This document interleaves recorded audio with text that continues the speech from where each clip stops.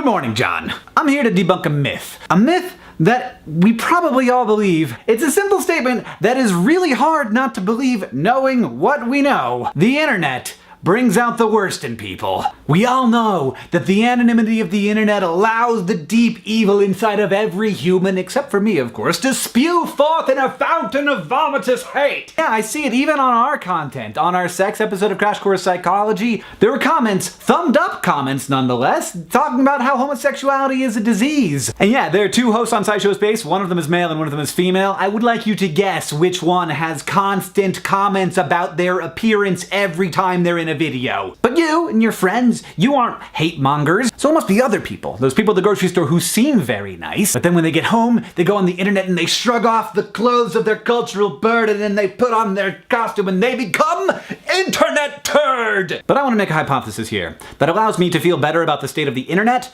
and the state of humanity. I think anonymity doesn't bring out the worst in people. It just brings out the worst people. Imagine, if you will, a D-bag. This person goes on the internet and he says nasty things to people. He's racist and he's sexist. He doesn't have a lot of friends because he doesn't like people and people also don't like him. But on the internet, he not only gets to express his views to lots of people, those people then engage with him. It's a kind of exercising of power. He gets to get a rise out of people. It's thrilling. This person isn't like a sweetheart all day long and then goes home and becomes a D-bag. He's a D-bag. The reason you don't run into internet trolls in real life isn't because they're normal people with deep evil inside of them.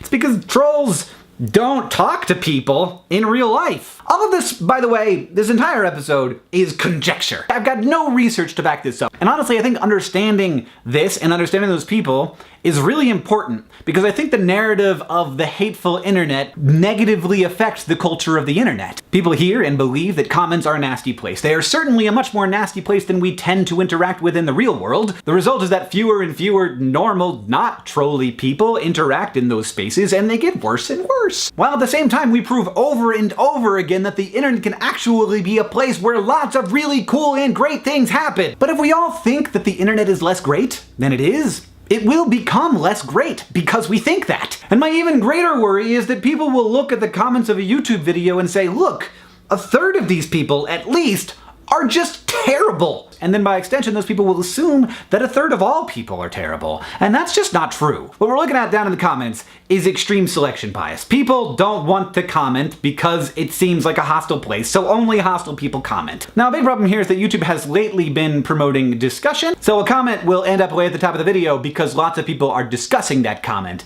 That isn't usually because there's a good discussion happening there. It's usually because that first comment was extremely inflammatory and wrong, and people are arguing about it. That's an algorithmic problem. I don't know if they know about it, but it seems pretty obvious. Also, on any YouTube video, you've got a lot of people watching it. Just imagine for a moment that 100,000 people gather in a room. Now, what are the odds that there aren't gonna be some bad people in that room? Zero. There are. There are gonna be bad people in that room. So it shouldn't be too much of a surprise that when 100,000 people watch a video, some of them are gonna be racist troll turds, and they're gonna leave mean, nasty comments. Just let me guarantee you, as a person who has met a number of people, most of them, like 90% of them, are good. Not because culture tells them to be good, not because they're afraid of being found out and they're waiting for that moment where they can be anonymously evil, but because they're people, just like you and just like me.